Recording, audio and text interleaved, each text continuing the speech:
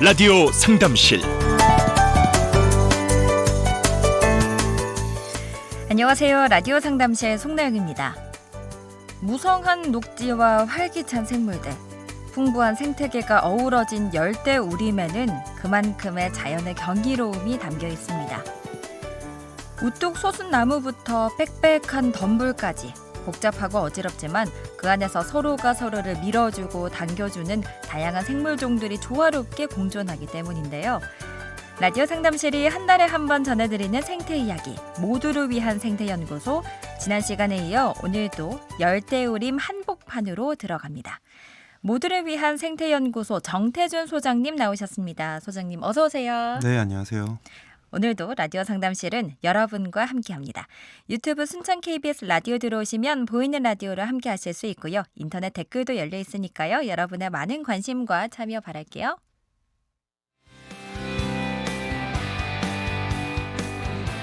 라디오 상담실. 어렵게만 느껴졌던 법률, 의학, 경제, 노무 등 여러 분야를 전문가가 쉽고 친절하게 상담해드립니다. 상담을 원하시는 분들은 순천 전화 750-7000번, 753-9911, 753-9922번으로 바로 전화 주십시오. 유튜브 순천 KBS 라디오를 통해서도 문의하실 수 있습니다. 라디오 상담실은 청취자 여러분의 소중한 참여로 진행됩니다. 라디오 상담실 오늘은 모두를 위한 생태연구소 정태준 소장님과 함께합니다. 저희가 지난 시간에는 태국의 생태와 환경 변화에 대해서 이야기를 나눴었습니다. 오늘은 석회암 숲 얘기를 본격적으로 해볼 텐데요. 소장님, 우리나라 강원도 쪽에 석회암 지대가 있다고 들었는데 이게 맞나요? 예, 그렇죠. 우리나라에도 강원도의 영월이나 정선, 태백, 또 충북의 제천, 단양 등지가 이제 석회암지대로 알려져 있고요.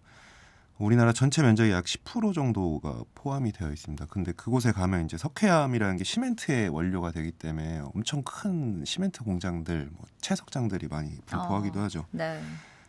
석회암 지대에는 이제 동굴이 많이 생기는데 이 물에 의해서 용식작용으로 동굴이 생기고 우리나라의 환성굴이나 고수동굴들 잘 아시는 그 이름들이 있죠. 석회암이 분포하는 지대에는 그 이산화탄소가 섞인 빗물이나 지표수가 그 석회암 지대의 성분과 만나면서 녹으면서 침식이 일어나게 돼서 이제 지하에 그런 동굴들이 생기게 되어 있죠. 그러면 우리나라에 이렇게 석회암 지대가 동굴이 많은데 태국의 석회암 지대도 동굴이 많나요? 동굴이 있는 곳도 있지만 제가 갔던 곳 중에서는 이제 끄랍이라고 그 바닷가가 아주 아름다운 해변으로 유명한 휴양지가 있거든요. 거기에 갔는데 그 산의 모양이 굉장히 독특했어요. 이렇게 우뚝 그냥 솟아 있어요. 그냥 평지대에. 네. 그래가지고 되게 신기하다 했는데 꼭 영화 아바타에 나오는 어떤 그런 지형의 모습 같기도 했어요. 근데 그것을 어떤 현상인지 찾아봤더니 탑카르스트 지형이라는 명칭으로 알게 되었습니다. 그래서 중국의 장가게나 구이림, 베트남의 하롱베이 같은 유명한 관광지들과 유사한 그런 지형을 보여주고 있고, 석회암지대에서 그 딱딱한 부분과 좀 부드러운 부분이 차별 침식되면서 그렇게 남게 된 거예요. 그런 부분들만. 그래서 고온 다습한 지역에서 발달하고 이 탑카르스트 지형이라는 그 정말 우뚝 그냥 평지에 솟은 그 산에 그 수직 절벽들이 굉장히 많이 분포를 해요. 그리고 그 절벽도 차별 침식 때문에 굉장히 막 울퉁불퉁하고 막 튀어나온 곳이 있고 막 되게 원시적인 모습들을 보여줍니다. 그래서 되게 인상적인 모습이고 그런 이 수직의 절벽들이 엄청 많기 때문에 암벽 등반하는 사람들이 전 세계에서 몰려드는 곳이라고 합니다. 그래서 암벽 등반을 할 수 있어서. 그렇군요. 진짜 아름다울 것 같아요. 그런데 이 태국의 석회암 지대가 대부분 이렇게 바닷가 쪽에 있는 건가요? 끄라비에도 상당히 넓게 분포하고 있는데 이제 산지에도 분포를 하고 있고요. 제가 방문했던 곳 중에 방콕에서 이제 서북쪽으로 한 2시간 넘게 조금 가면 칸차나불이라는 조그만 마을이 하나 있어요. 근데 거기에 에라완 국립공원이라고 있고 거기에 에라완 폭포라는 곳이 있습니다. 그것도 유명한 관광지인데 폭포가 7단계에 걸쳐서 쭉 나타나는데 여기도 석회암 지대에 속하죠. 그래서 물고기들이 되게 많고 막 와서 다리에 그 닥터피쉬라고 하죠. 애들이 와서 막 그렇게 물어 뜯기도 하고 여기 이제 석회암 산맥지대에 위치하고 있기 때문에 물에 용해된 아까 그 석회나 탄산칼슘 성분들이 녹아 있어요. 또 미네랄 성분, 또 미립자들이 빛을 산란해서 그 우리가 흔히 에메랄드빛 물빛이라고 하잖아요. 그런 것들이 나타나게 됩니다. 또 이곳에 녹조류도 많이 자라서 많은 양의 엽록소를 가지고 있기 때문에 광합성을 하면서 이 물빛의 그 아름다운 빛을 또 보여주기도 하죠. 그런데 이 석회암지대에 거대한 박쥐가 있다고 하더라고요. 얼마나 크길래 거대하다 이렇게 표현을 할까요? 제가 끄라비라는 해변에 있을 때 며칠 있었는데 그 라일레이라는 해변이 있어요. 그래서 거기 해질녘에 이제 노을을 감상하러 사람들이 바닷가에 많이 나오는데 저도 이제 거의 매일 거기에 갔습니다. 근데 그래서 하늘을 보면 그 석양을 배경으로 해서 엄청나게 많은 까만 저는 이제 새라고 생각을 했죠. 네. 처음에 새들이 막 줄지어 날아가는데 얼핏 봐도 수천 마리, 수만 마리, 막 10분 이상의 행렬이 계속 되는 거예요. 근데 그 크기가 좀 크고 아주 까맣기 때문에 저는 이제 까마귀 종류로 좀 생각을 했죠. 그래서 네. 사진을 찍어 놓긴 했었습니다. 그런데 이렇게 매일 날아다니는 게 까마귀가 아니라 박쥐였다 이런 말씀이신 거죠? 네, 박쥐라고는 저는 전혀 생각을 못 했는데 네. 집에 와서 이제 사진들을 정리하고 하다가 이제 사진을 최대 확대해서 보니까 이건 누가 봐도 박쥐의 날개, 와. 그 배트맨의 네. 망토처럼 그렇게 딱 생긴 거예요. 그래서 이제 찾아봤더니 플라잉 폭스라고 나는 여우라고 외국에서는 그렇게 부르고 과일 박쥐라고도 한다고 해요. 과일을 먹어서. 그래서 세상에서 가장 큰 박쥐류고 이 날개를 쭉 피면 그게 180cm가 되니까 성인 키보다 더 큰 종류도 있는 어마어마하네요. 거죠. 네. 그 중에 그 여러 종류 중에 큰 날 여우박쥐는 최대 15,000마리 정도가 몰려 다니기도 하고 작은 빨간 날 여우박쥐는 최대 10만 마리까지도 같이 다닌다고 하니까 제가 본 게 그게 맞는 것 같아요. 네. 그리고 이들은 수명은 길지만 그 번식력이 낮고 그래서 암컷이 1년에 한 마리 정도 새끼들밖에 못 낳는다고 해요. 그래서 그런 느린 생활사로 인해서 이런 사냥이나 뭐 자연 도태 같은 위협에 취약한 종들로 나타나고 있습니다. 그래서 IUCN이라고 하는 세계 자연 보전 연맹에서 이 62종의 큰 박쥐류 중에 3종이 심각한 멸종위기에 처해 있고 또 7종이 멸종위기종으로 등록돼 있는 상태입니다. 그렇군요. 날개 폭이 어지간한 사람 키보다 크다고 하니까 정말 무시무시할 것 같은데 이런 박쥐가 생태계에서는 어떤 역할을 하고 있는 건가요? 저도 아마 이 박쥐를 가까이서 봤으면 무서웠을 것 같긴 해요. 근데 생태계에서는 식물의 종자를 이제 분산시켜주는 역할, 그리고 또 수분, 그러니까 꽃가루 바지를 해주는 역할로 중요한 역할을 하고 있고, 특히나 이들이 뭔가 과일이나 이런 걸 먹고 배설하는 과정에서 씨앗을 퍼뜨리는 데 도움을 주고, 그 마다가스카르에서는 무화과의 열매를 먹은 이 씨앗이 박쥐의 내장을 통과해서 배설한 경우에 발효율이 더 좋아지는 우와. 이런 것은 이제 우리나라에서도 뭐 반달가슴곰을 연구한 네. 사례에서도 비슷하게 나타납니다. 먹고 배설한 게 더 발효율이 좋죠. 또 이런 큰 박쥐류들은 먼 거리를 이동하기 때문에 원래 나무에서부터 한 20km 이상 떨어진 곳까지 씨앗을 분산시켜주는 역할을 할 수 있죠. 그렇겠네요. 그리고 또 우리가 석회암수뿐만 아니라 맹그로브도 태국의 생태계 유형 중 많이 이야기를 하는데 사실 이 맹그로브가 많이 망가지고 있다 이런 보도를 들어본 적이 있어요. 소장님 이번에 맹그로브 숲에 직접 가보셨나요? 네, 그 끄라비의 시내에서 좀 며칠 묵었었는데 그 인근에 끄라비 어반 포레스트라는 이제 뭐 공원처럼 지정된 곳인데 거기가 바로 맹그로브 숲이더라고요. 그래서 이거는 뭐 가족들하고 가면 재미가 없으니까 제가 가족들 일어나기 전에 혼자 한번 봤는데 네. 끄라비 강이 흐르는데 거기가 이 안다만 해, 그러니까 바다로 이어지는 하구역이에요. 이 하구가 2001년도에 람사르 습지로 지정도 되어 있는 곳이고요. 그래서 100제곱킬로미터 이상, 그리고 상당히 큰 면적이죠. 그 맹그로브 숲이 있고 세계에서 가장 다양하고 희귀한 새들이 많이 찾는 곳이어서 되게 새 조류를 관찰하는 사람들에게도 인기가 많은 지역이라고 합니다. 이렇게 처음 만난 맹그로브 숲은 어땠나요? 되게 신비롭죠. 우리나라에서 볼 수 없는 특히나 이 뿌리 구조가 지난 시간에 말씀드린 우산 모양처럼 우산 살처럼 이렇게 공기 중으로 이렇게 떠 있어요. 그걸 스틸트 루트라고 이제 하는데 몸통을 땅에서 올려주는 것처럼 이 뿌리 구조가 있고 이러한 형태는 물이 이제 조수간만의 차가 있어서 찼다가 빠졌다 하는데 그때 물이 찼을 때도 호흡을 할 수 있도록 물에 가득 차면 이제 호흡을 못 하는데 그런 호흡근이 존재하는 게 가장 큰 특징입니다. 그래서 이 뿌리 호흡을 할 수 있는 것들이 그 물의 높이보다 좀 더 높게 나타나고 있고 거기에서 이제 호흡을 하고 우리나라에도 그 물가에 사는 대표적인 나무인 버드나무류들이 물에서 뿌리 호흡을 하기 위해서 이 부정근이라고 원래 뿌리가 나오지 않는 이 줄기 부분에서 이렇게 실 같은 뿌리들을 막 내는 네, 경우들이 네. 있거든요. 그런 거랑 이제 비슷한 구조들이죠. 맹그로브는 보통 그 종속과목 광문계에서 리조포라 속에 속하는 무리들을 지칭하기도 하지만 좀 더 넓게는 이 열대 아열대 지역 해안 지역에 서식하는 목본 식물들을 좀 통칭하는 말로 한 80여 종 정도가 거기에 포함된다고 합니다. 맹그로브 숲의 좀 또 번식 방법이 굉장히 독특한데 저는 그게 열매인 줄 알았어요. 나무에 이렇게 길쭉한 콩깍지 같은 게 달려 있더라고 한 뼘 이상 되는. 네.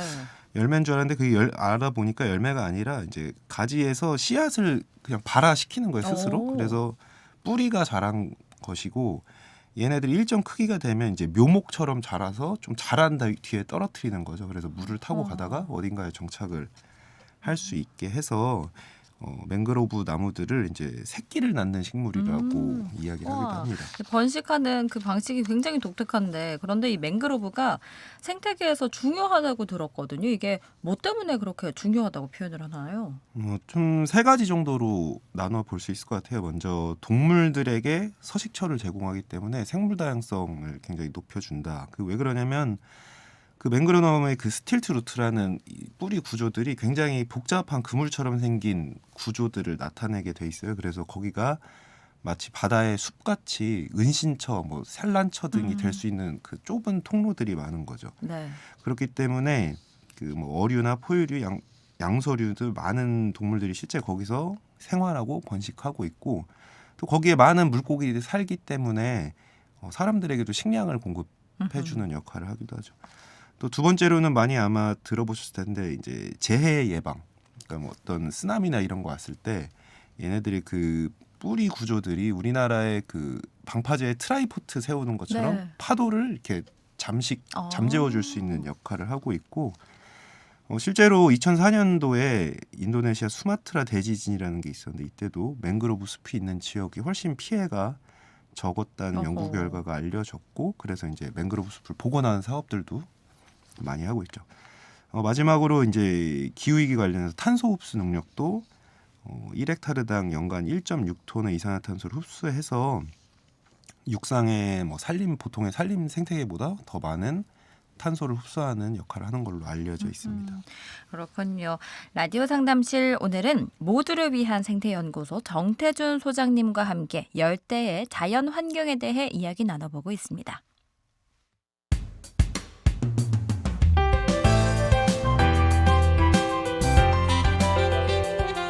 상담은 필요한데 법원이나 병원은 멀게 느껴지고 전문가들 만나기는 어려우셨나요? 라디오 상담실은 법률부터 의학, 경제, 노무 등 각 분야의 전문가와 함께 쉽고 친절한 상담을 진행합니다. 상담 방법이요? 전화 한 통이면 가능합니다.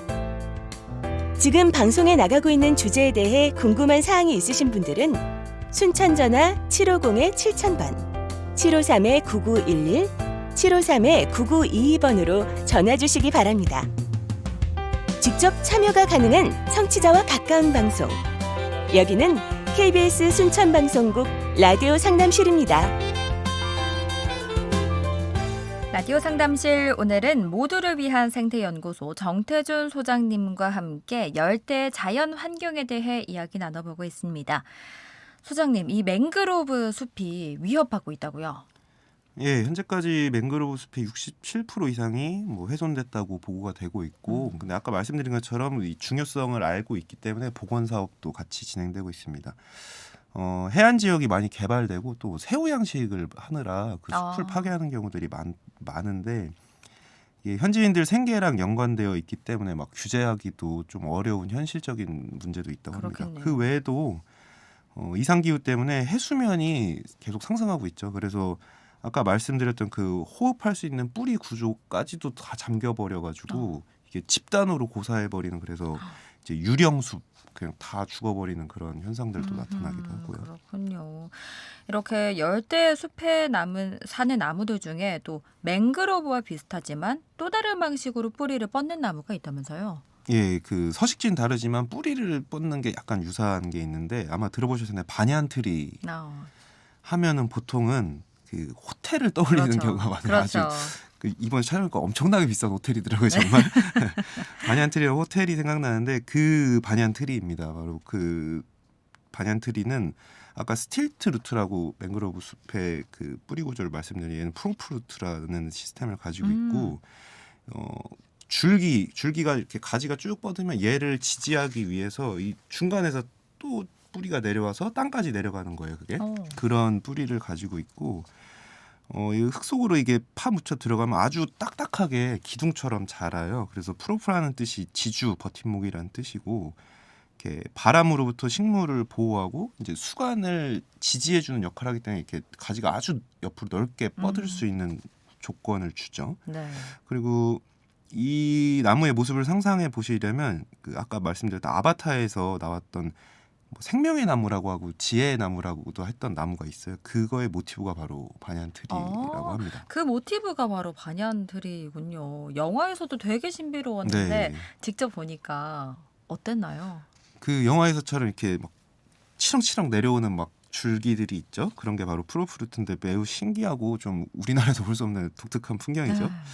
영화에서도 정말 사용하고 싶었을 것 같은 모습이에요. 거기다가 이제 열대우리면 착생식물들, 나무에 붙어서 자라는 식물들도 많은데 그런 것도 이제 덕지덕지 자라고 있으니까 되게 원시적인 느낌이 많이 나죠. 근데 가로수로도 되게 많이 쓰이고요. 네, 그쪽 지역에서는 그 당시에는 이제 제가 뭐 도감도 못 찾고 물어볼 사람도 없어 사진으로만 기록을 했는데 며칠 뒤에 이제 궁금해서 어떤 차를 마시러 카페에 갔다가 그 주인에게 물어봤어요. 그리고 돌아와서 도감도 이제 확인해 보니까 피커스 마이크로 카르파라는 그 학명의 뭐 중국 반얀이라고도 부르는 가로수였고 실제로 가로수로 많이 쓰이는 종류고, 이 반얀트리라는 말은 무화과를 생성하는 무화과 종류의 나무들 중 일부를 통칭하는 말로 좀 넓게 쓰이는 그렇군요. 말입니다. 소장님이 모르는 나무가 있을까 했는데 모르는 나무도 있군요. 그러면 이 맞죠? 카페 사장님은 아시던가요? 이 나무가 뭔지? 예, 알고 계셔서 저에게 그 나중에 알고 보니까 태국말로 나무 이름을 알려주신 거예요. 그 톤사이라는 나무가 있고 톤포라는 나무가 있다라고 네. 저한테 이제 영어로 적어주셨는데 이제 찾아보니까 태국말이어서 잘 자료가 안 나왔는데 결국에는 보트리라고 하는 인도의 보리수 나무 종류를 뜻하는 것으로 제가 확인을 했고요. 네. 근데 이게 우리가 부르는 보리수 나무랑 다른 무화과 나무 종류의 나무였습니다.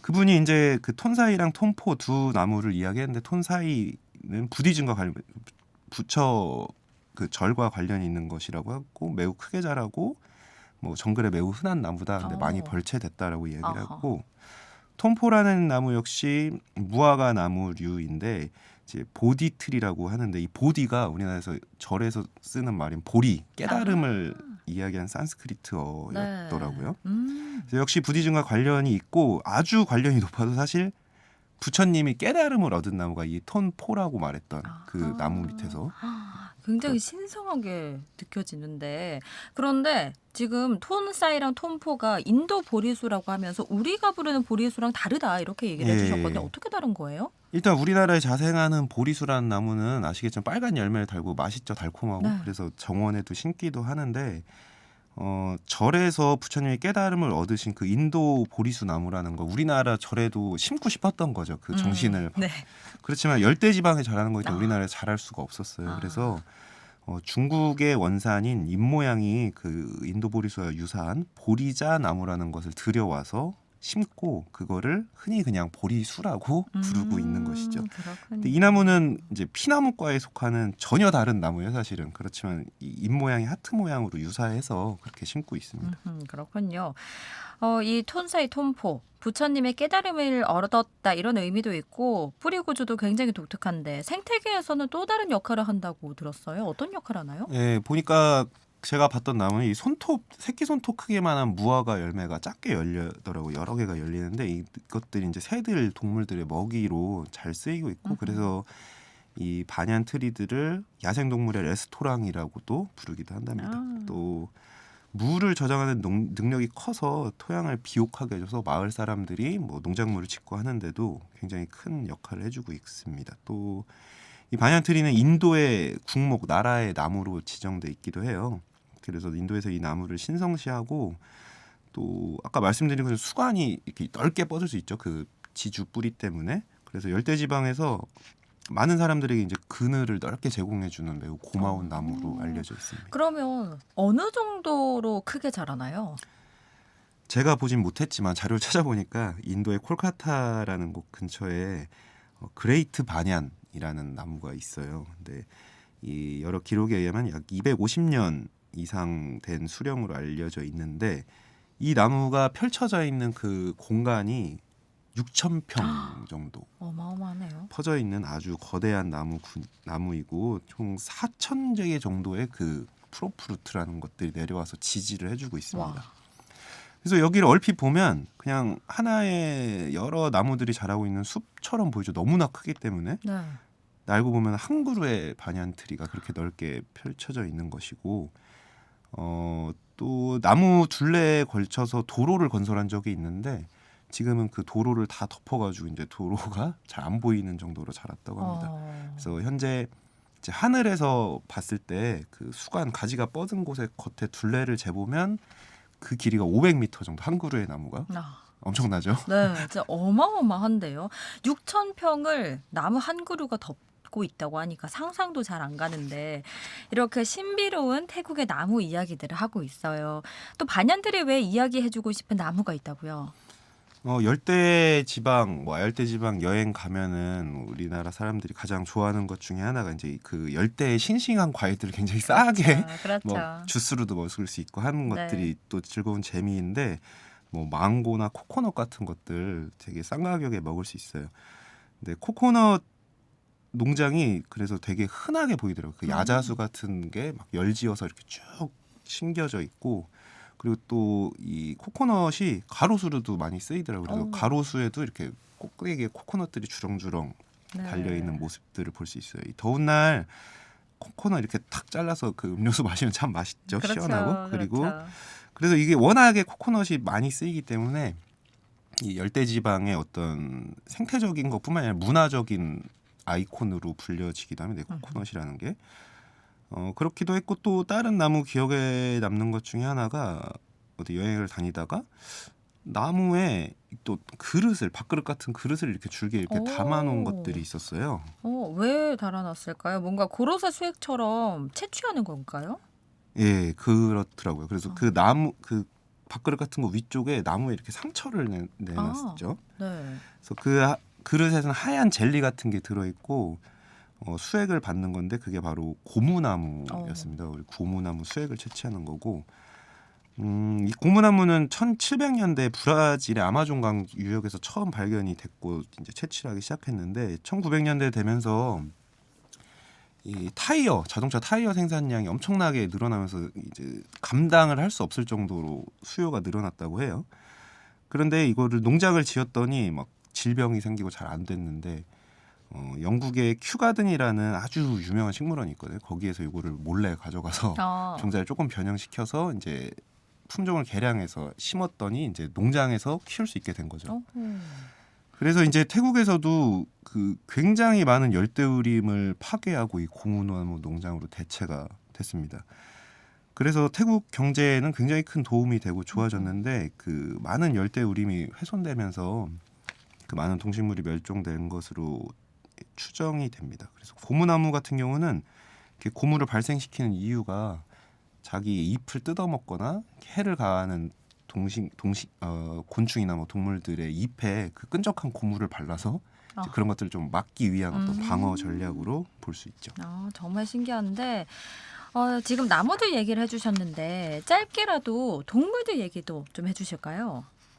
저희 이제 새에 좀 관심이 있어서 네. 새를 좀 보기도 했는데 우리나라 기준으로 보면은 이제 새를 그 머무는 기간에 따라서 뭐 여름철새, 겨울철새, 텃새 이렇게 크게 나눌 수 있는데 텃새 같은 경우는 계속 우리나라에 있는데 반대로 여름철새 같은 경우는 겨울철 우리나라의 겨울철에 이 동남아시아나 아열대 지역을서 보내고 우리나라의 여름철에 찾아오는 거 너무 더우니까 그쪽에서 번식을 하는 뭐 제비나 꾀꼬리, 백로 등이 이제 해당을 하는데 얘네들이 그 도감도 보면은 우리나라랑 똑같은 종들이 거기에 나오는 거예요. 꾀꼬리, 뭐 제비 이런 애들이. 그래서 네. 얘네들이 이렇게 왔다 갔다 한다는 건 뭐 알고 있었는데 막상 거기 가서 실제로 그 모습을 보니까 어쩌면은 제가 봤던 제비가 거기서 봤을 수도 있는 네, 거죠. 네. 그런 생각을 하니까 참 재밌더라고요. 저희가 이렇게 재밌는 얘기도 많이 했지만 태국의 자연 환경 파괴 문제도 좀 다뤄주셨어요. 어떤 내용으로 오늘 이야기 마무리해볼까요? 여러 가지 재밌는 것들 많이 봤는데 과거에는 호랑이나 코끼리 같은 대형 동물들도 제가 첫 시간에 도시 근처에 살았다고 말씀드렸었어요. 네. 근데 지금은 엄청나게 파괴가 된 상태죠. 그렇지만 제가 에라완 국립공원이라는 곳을 가는 길에 코끼리 표지판이 있더라고요. 그게 오. 코끼리가 횡단할 수 있으니 주의하라는 표지판이었어요. 그래서 야생에서 정말 코끼리를 만날 수 있다는 게 너무 신기했는데 지금부터라도 우리나라도 태국도 아직 그런 자연환경들을 잘 보존할 수 있는 정책들을 많이 마련했으면 좋겠다는 생각을 합니다. 네, 지금까지 모두를 위한 생태연구소 정태준 소장님과 함께 열대 자연 환경에 대해 이야기 나눠봤습니다. 오늘 말씀 고맙습니다. 네, 감사합니다. 라디오 상담실이 오늘 준비한 내용은 여기까지입니다. 저희는 내일 오전 11시 30분에 다시 찾아뵙겠습니다. 함께해 주신 여러분 고맙습니다.